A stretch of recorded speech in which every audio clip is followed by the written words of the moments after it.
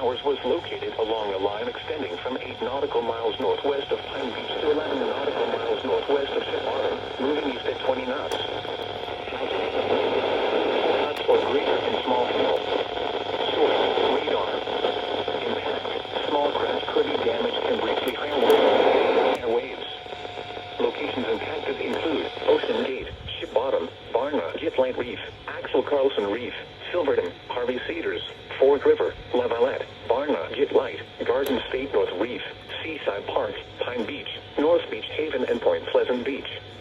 Move to safe harbor until hazardous weather passes.